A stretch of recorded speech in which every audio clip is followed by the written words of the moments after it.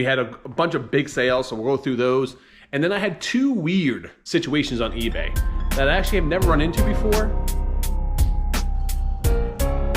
Welcome to Flipping and Punching, and today's Monday. We're gonna pull some orders here, almost 30 orders. And I was having a really bad week. It's one of those things where you're having an awesome week the week prior. You know, we did like $5,000 in sales last week, and then this week, we were at like $400 or $500 sales until the weekend. And then our eBay store exploded. We had a bunch of big sales, so we'll go through those.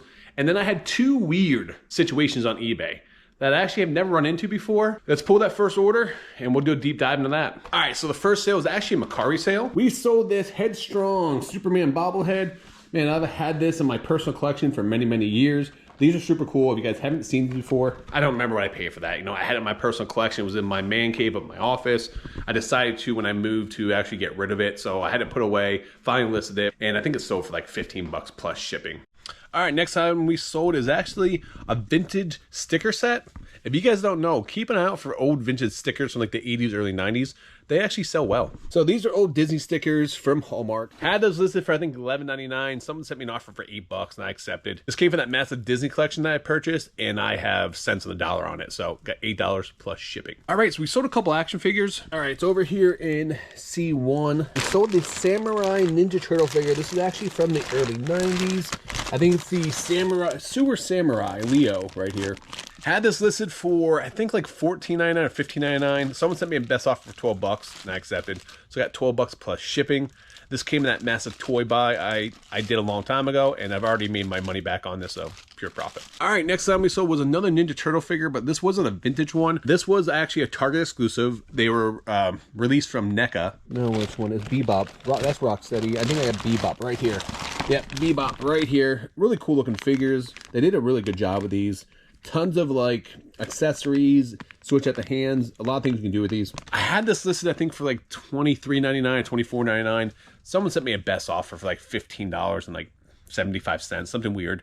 They're probably trying to combine the shipping in this and make an even number. I accepted. We got $15.75 plus shipping. So if you guys watched my last video, we will call it Operation Free Willy, or maybe we can call it P-Gate. If you haven't seen it, go watch the previous video about my most embarrassing moment ever at a garage sale. If you guys don't know, I had a pee incident at a garage sale, so watch that video, find out more. But I couldn't believe all the overwhelming response I got in the comments about everyone else who had issues peeing at a garage sales or been in those situations. So super cool to hear from all you guys. I got a lot of feedback saying that. Thank you for saying that. You're human, which I am. You know, as they say, shit happens sometimes, guys.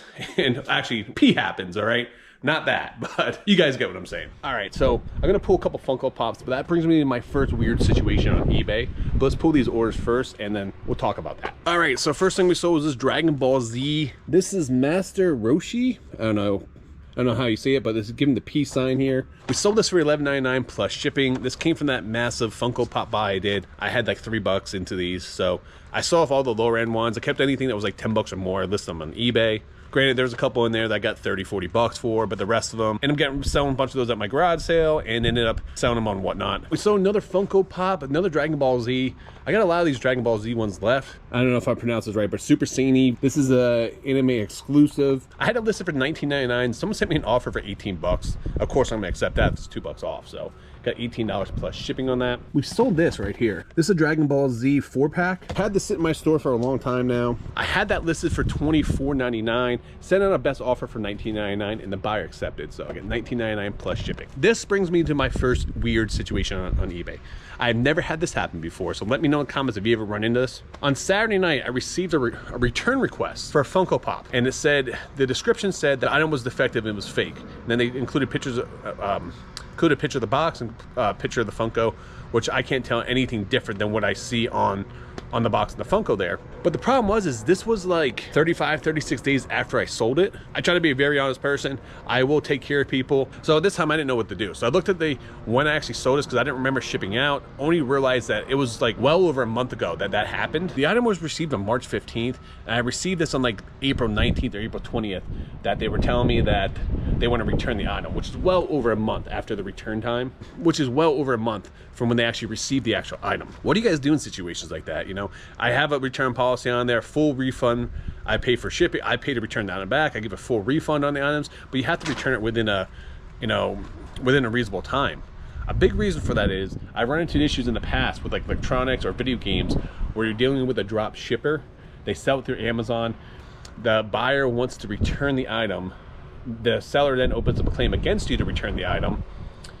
And then it's well past the 30 days. So at that point in time, you can actually deny the claim. You have an option to deny the claim. And that's what I did because it's past the return date. So I don't know. The buyer did reach out to me and said that wanted to try to work something out. So I don't know what to do in this situation. First time I ever had this. So let me know down in the comments before. Number one, have you ever had a buyer try to return stuff well past the return date of 30 days? Number two, have you ever seen a fake Funko Pop? I have never seen one before. I don't know what to look for. I have sold 500 plus Funko Pops over the last year or two. I sold them on Whatnot. I've sold them on eBay. I never once came into any issues. That Funko Pop came from the same collection that I've been selling from. Sounds like a monster in the background there. But anyway, it was a Toys R Us exclusive. This came from the massive collection I got. Everything else was great. I have great feedback on all the stuff that I sold. What is that noise? What? Some type of dinosaur flying around. Where was I? Yes. So I've never run. Oh my gosh. I'm gonna have to go inside. Just can't. I just can't. If it's not my damn dogs, it's whatever's flying in the air there that's causing those noise. But anyway, I checked out the other Funkos I had. I didn't see anything differently with anything different with the ones I currently have and the ones I've been selling. So I don't know. Let me know in the comments. On my last video, I talked about how I got a call. I had a call from my designer box guy. I did go there. I did pick up all the designer boxes. All right, guys. This is just a small sample of everything we got last night from this private pick. I mean, tons of boxes, and there's boxes inside these boxes. That's what makes it crazy. Yeah, so I did start listing some of those. I got some of the Chanel ones up. I did get some of the Louis ones up. I will tell you though, the good thing though about this time is I've already started listing these boxes from the previous order. I have a lot of the same size. So it was super easy for me just to recreate a listing, go to my sold comps and just sell similar. I may just have to change the photo if there's any damage or anything like that. I got like a ton of these like Louis Vuitton boxes. So I had them listed, I think like $34.99. I ended up dropping the price down to $24.99 with best offer on. Part of the reason for that is I had an overabundance of that size and I wanted to just try to move somewhere off the bat. And it actually worked. We actually sold 3 boxes over the weekend. It's a Louis Vuitton box. This actually has a drawer on it. So we sold 3 of those. Sold one for 15, then I sold one for $24.99. I also sold one for 20 bucks. So I paid 15 bucks for all those boxes and we got a total of what, like 60 bucks. I got plenty more of these, so I can just change the quality on these and just have them up there. So which is nice. Frees up 3 more boxes on my shelf. So now I can list a couple more boxes. This one is super cool. I wish someone would buy this one. It's a Christmas one. I don't want to get damaged or dinged up, but it's a cool looking box. So I also got a ton of other stuff from this pickup. I spent $1,800 total. I got a bunch of Dolce & Gabbana clothing, a bunch of other designer clothing. I had like 3 or 4 pairs of Dolce & Gabbana shoes, a bunch of perfume, cologne, some Disney items. It's just a weird hodgepodge of different stuff. Tons of dust bags. Dust bags that you sell well. If you don't know, like when you get the purses, they come in a dust bag. And those actually can sell. I got garment bags. I would show you guys a lot of the clothing, but I've already gave it to my mother-in-law to start listing it for me to create drafts so I can get those up on eBay. Here's a bolo for you guys. Well, here's a bolo, but not a bolo. So I can thank ADHD for this one. So when we were picking up the flea across Florida, he told me to look out for those Monopoly games that are based off different cities. Like say it was like Tampaopoly, you know, based on Tampa, or Jacksonopoly based on Jacksonville. He said that those big city ones can actually bring some good money. He said he just sold one for like 45 or 50 bucks. He picked up for like 5 or 10 bucks brand new. After he tells me that, he leaves to go to his daughter's gymnastic event, and I went pick it by myself for the next couple hours. And probably like 20 minutes after he told me that, I came across this. Catopoly. I was like, oh, they were just talking about these special edition Monopoly games. I should pick this one up. You know, Catopoly. My luck, this is the only one that doesn't sell well on eBay. These go for like 10 bucks. So I'm gonna throw this on Whatnot, but the following Tuesday on the 30th, I'm doing a Whatnot raid train with like the Philly Flipper. So I'm gonna put this one up there, start at like $3 and just let it fly. So if you guys are big cat fans, go get your Catopoly on Whatnot. My link's down below. You get 15 bucks just for signing up. If you guys aren't a member of Whatnot. All right, so I got a couple big sales I got to pull out of the office here. We sold a Disney pin. This is a special edition pin. That's not it. It's a special container. This is a cast member canoe pin from, I think it's from 1986. Really hard to come by. This came in that massive pin lot I purchased. Had this listed for $2.99, best offer. Someone sent me an offer for 200 bucks. I decided to take it. So I had 200 bucks plus shipping on that. Could not turn down a $200 offer on a pin. I've already made all my money back on this pin buy. So this is profit right now, which is great. You guys know I like to sell slot cars. So we sold another slot car. This is actually a 1968 Eldon slot car. I like to individually wrap my items in bags, just protect them from getting scratched, and also do better presentation when you do get in the mail. Buyer sent me a message though when he sent me the offer. He sent me a message saying, hey, it looked like it's missing the bumper. I don't think these had bumpers, if I'm not mistaken. Had this listed for $59.99, sent me an offer for 30 bucks. I've had these in my store for a year now, so I decided to accept the offer. So I got 30 bucks plus shipping. When I go to yard sales, sometimes I'll point out a flaw in an item to try to get a discounted price on an item. Maybe the seller didn't see it. That's kind of what I felt the buyer was doing here. He was trying to point out a flaw to make me an offer for less amount of money. Do any of you guys do that on eBay when you guys send an offer? You put a note there and point out a flaw or say, hey, this is wrong with it. I'm gonna offer you X amount of dollars. Just curious if people do that. So let me know down in the comments below. All right, next item we sold is actually a Nintendo GameCube case. This is a carrying case for your games. It's actually a little small case. It's tiny. As you can see, it opens up. It has all the different sleeves in there. You can put 2 discs in them. I think it maybe holds maybe 1, 2, 3, 4, 5. I don't know. Maybe holds like 12 or 15 discs. Do not pass up old Nintendo like accessories such as like carrying cases, clothing, bags. That stuff has value and it can bring good value. Had this listed for $24.99. Someone sent me an offer for $19.99 and we accepted. So we got 20 bucks plus shipping on that. Now I think about it, I actually had 3 weird things happen to me on eBay in the past week. So the first one was the Funko Pop situation. I talked about that earlier. The next one is I sold a jumpsuit. The Adidas jumpsuit, you guys probably seen it before in the previous video. I've actually sold it twice. This one, and they got returned because it didn't fit, so I relisted it and sold it a second time. But after I sold it and shipped the item out, the buyer sent me a message asking me to refund the shipping. No apparent reason. They're just like, hey, can you please do me a favor? Can you just refund the shipping? I always find that weird that when someone purchases the item, they reach out to you after to ask for a discount. I mean, have any of you guys ever done that before? Like if you want a discount, if I want a discount or we're trying to get something for less, I wouldn't agree to buy something and then ask for a discount. I would actually, and make payment, contact you first, say, hey, can we work out a deal for this, get it for less, and then do that. So I don't know, weird way to negotiate. All right, next time we sold is actually an RPG book for the game Warhammer. Gave me my big graphic novel purchase. I have less than $1 into this. I ended up getting $19.99 plus shipping on this. We actually had a couple really big sales we're about to get to here in a minute, but let's talk about this third weird situation. And it has to do with these NFL patch books I've been selling. These have been selling really well. So if you guys do see these out and about, pick them up because you will get about 20 bucks a piece for them. Some of these can even sell like 80, 90 bucks. All right, the first one here is the Baltimore Ravens versus the 49ers. From 2013.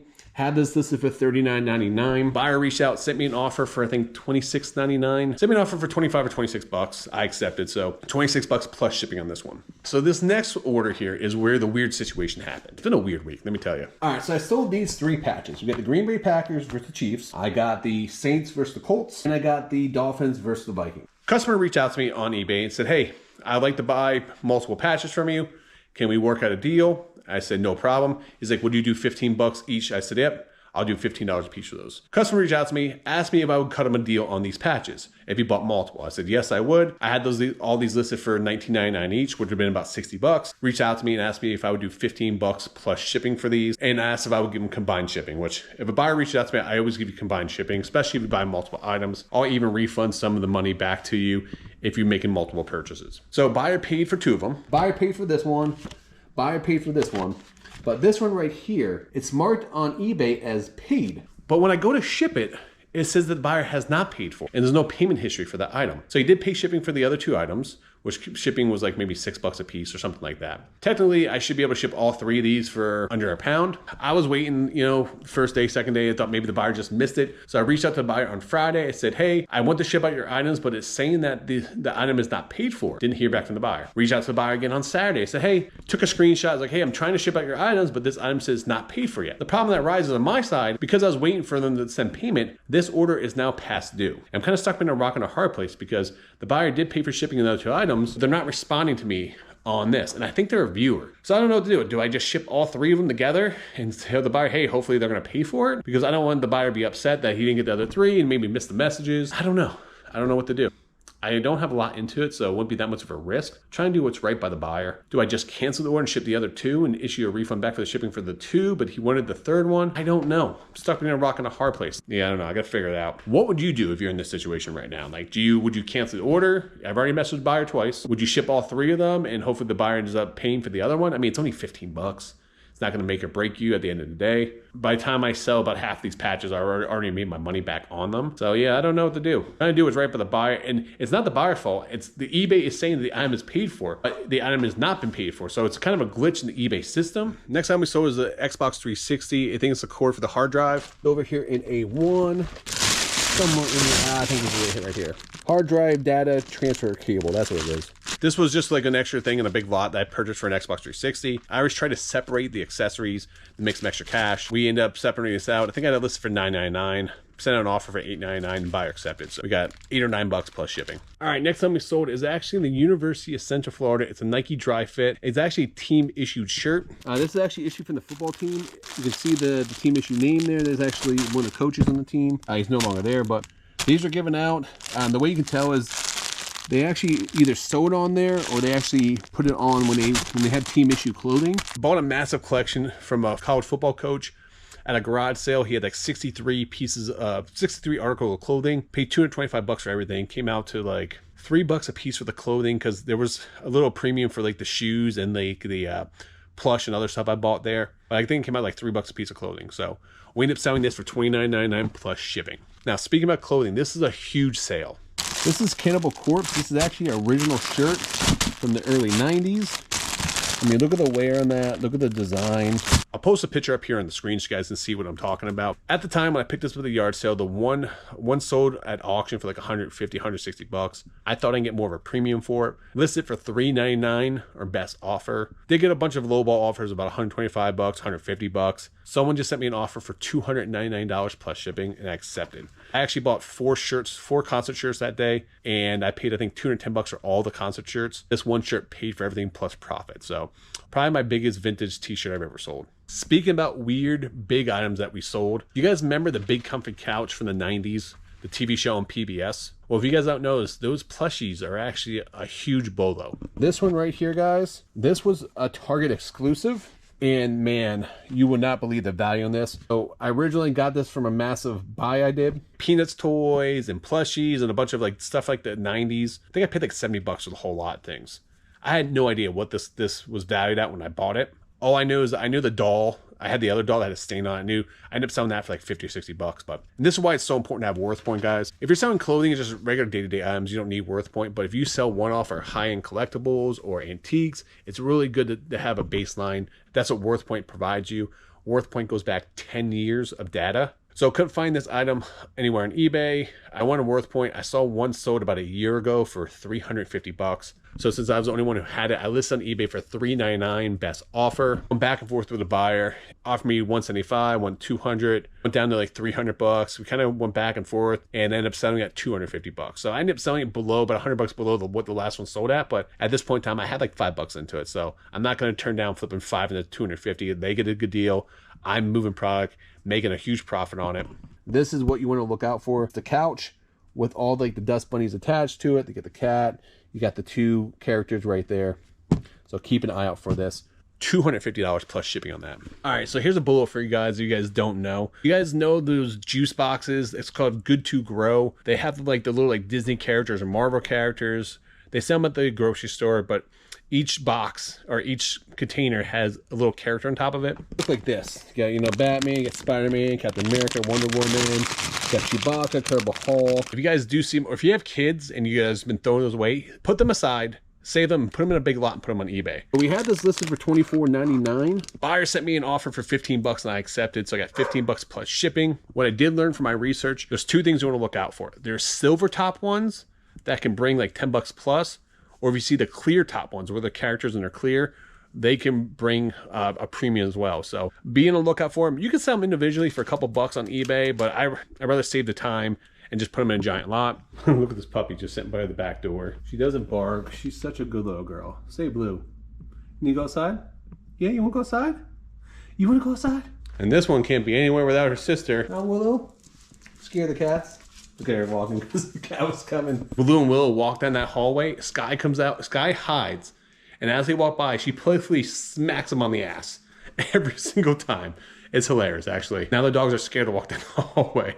All right, so I mentioned earlier in this video that I was having a really rough week of sales until this weekend. Part of it was I got that Disney pin that sold for $200. I sold that Cannibal Corpse t-shirt for $300.